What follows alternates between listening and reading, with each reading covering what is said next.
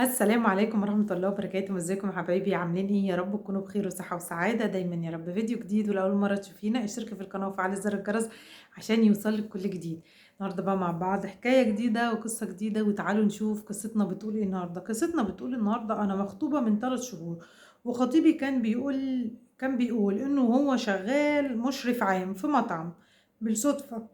بالصدفة رحنا المطعم نعمل له مفاجأة، لقيته واقف على باب الحمامات وماسك مناديل وبينظف. وبصراحة أنا اتقفلت منه بسبب الموقف ده، مش علشان هو شغال كده، علشان هو كذب عليا، وخايفة أن يكذب عليا بعد كده في حاجات كتير أكبر. وبصراحة عايزة أسيبه، ومش عارفة أعمل معاه إيه. مش عارفة أعمل معاه إني أسيبه ولا أديله فرصة تاني. يا ريت تقولولي أعمل إيه.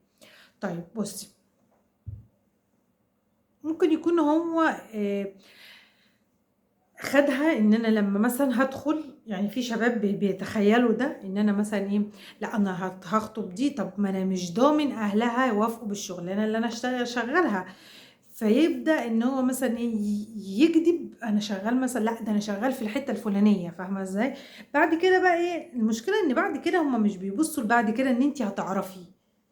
تمام، اول حاجه ولا شغلانته عيب ولا حرام، وهو احسن، انا عندي ده احسن من شباب كتير جدا نايم في بيوته ومستني المصروف من ماما ومن بابا.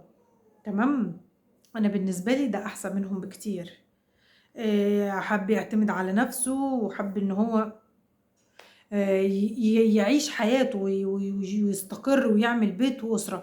طبعا انا عارفة مليون في المية ان انتي كنت مصدومة صدمة عمرك. يعني واحد بيقولك انا مدير عام في مطعم مش عارف مين، تبص تلاقيه واقف عند الحمامات، فدي صدمة. آم،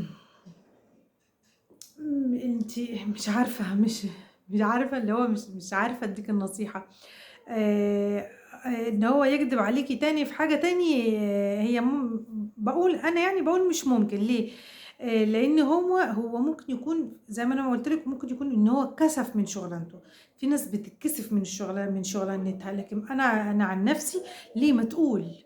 ليه الشاب يبقى شغال حاجة ويروح للبنت يقول أنا شغال حاجة تانية، وفي الآخر بعد الجواز أو يعني يحصل صدفة زي كده؟ لا والله أنا أخش على الناس اللي أنا عايزة أناسبهم.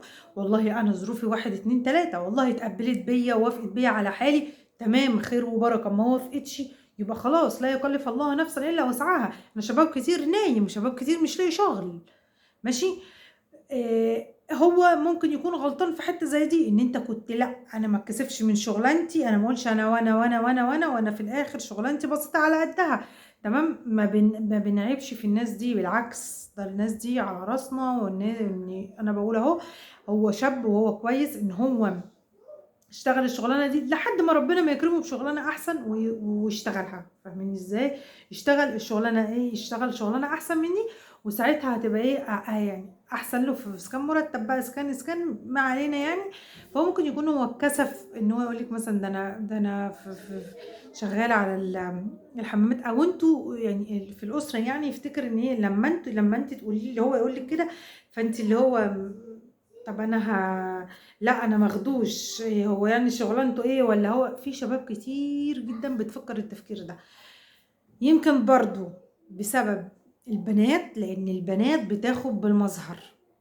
اي بنت انا شفتها بتاخد بالمظهر، اللي هو بقى ايه، حوش بقى، بصي ده الواد ده شيك بقى، وبصي وبيعرف يلبس وشغال معرفش فين.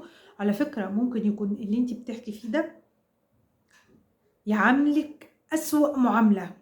اللي انت شايفاه بقى شيك، وشايفاه معرفش عنده معرفش ايه وشغال ايه وعامل ايه، ممكن يعاملك وحش، ممكن يكرهك في عيشتك.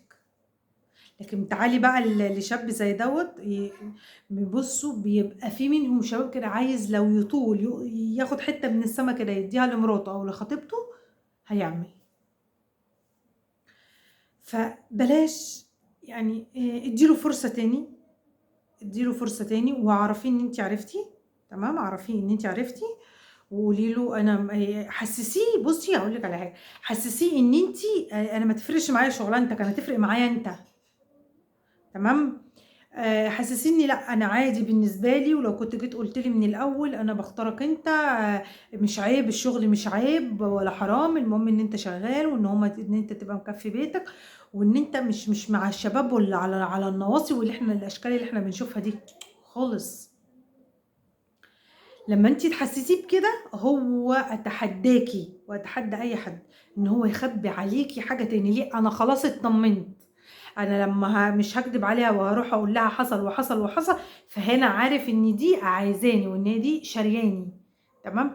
فادّي له فرصة تاني، أنا من رأيي ادّي له فرصة تاني وربنا يصلح يا رب حال الجميع. وكده فيديو النهارده خلص، ولو أول مرة تشوفونا اشتركوا في القناة وفعلوا زر الجرس عشان يوصل لكم كل جديد، وأقول لكم مع ألف سلامة، باي باي.